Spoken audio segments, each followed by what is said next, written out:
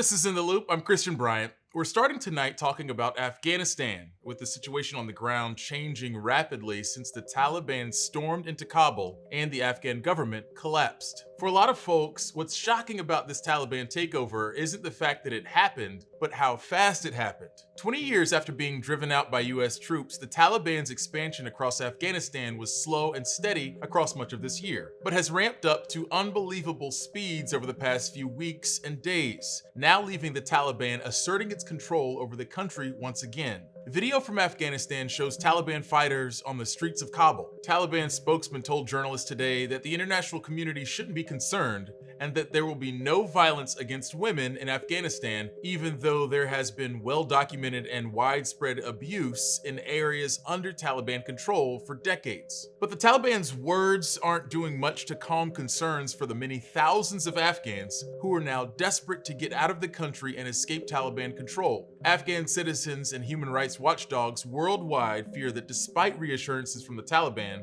the group could turn back the clock on decades of progress for Afghan women. That thinking stems from how the Taliban ruled the last time they were in power back in the 90s. The Taliban first emerged in 1994 and declared an Islamic emirate in 1996. The group, which was initially made up of former Afghan resistance fighters, followed a strict interpretation of the Quran and brutally enforced that interpretation with violence. During that time, before the US invasion in 2001, women's rights were curtailed, and they too were victims of Taliban violence.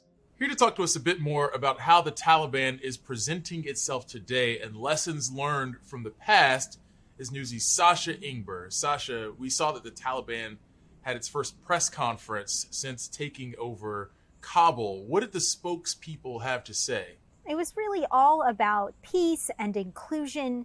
They were saying that women will have rights under Islamic law, that people who had worked with the US and other governments would be forgiven. Now, let's keep in mind that this press conference took place at the media center in Kabul. This was where the chief media officer worked for the government until he was assassinated by the Taliban. And when asked by a reporter, what about all of the suicide bombings? What about the explosions that the Taliban has committed? Do you think the Afghan people have forgiven this? The response was that this was collateral damage. So what was said today was essentially their way of trying to rewrite the narrative of the Taliban that we saw in the 90s and early 2000s. But it's yet to be seen whether or not they can truly be peaceful or inclusive. Yeah, so you were talking about rewriting the narrative and how they are promising to rule a bit differently than they did in the past. But people in Afghanistan are still concerned, especially women.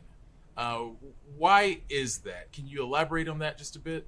Well, there's a generation of women who knew what it was like to live under the Taliban, to have been denied education and the ability to work, the ability to even go out freely. And then there's another group of women who don't know what it's like. They grew up free and believing that they had all of the equality that was enjoyed by men.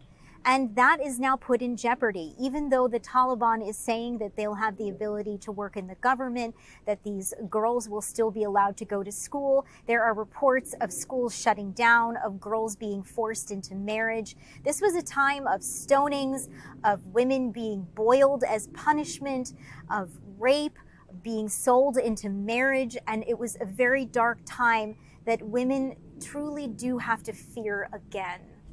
What else are you hearing from people in Afghanistan about, what they're experiencing or what their fears or concerns are? Well, an Afghan interpreter that I talked to said that he had a ticket to get on a military flight and he went to the airport, but the crowds were so large that he didn't have the ability to get through, that US forces essentially didn't allow him to get onto a plane today. But it's getting harder and harder to talk to people. There are others who just haven't responded. It could be because they're trying to find safety, that they're in hiding, that they don't have access to good internet. But I'm also being told that some people are having their phones checked by the Taliban, and that they've felt that they needed to delete their social media presence, to delete certain apps, to clear their photographs, to clear their text messages, because these could be checked and it could endanger them. And this comes at a time when dozens of media outlets have shut down in Afghanistan, when there are fewer US and Western journalists there. So our visibility in this area could get harder and harder, or I should say lower and lower, as time goes on and the Taliban really cement their control in the country in this new chapter. Newsy Sasha Ingber, thanks so much. Newsy's going to stay on top of any new developments out of Afghanistan and bring you the latest as it happens. But for now, we're diving into an issue weighing heavy on millions of folks in the US. Next up, what can we even really do about student loan debt?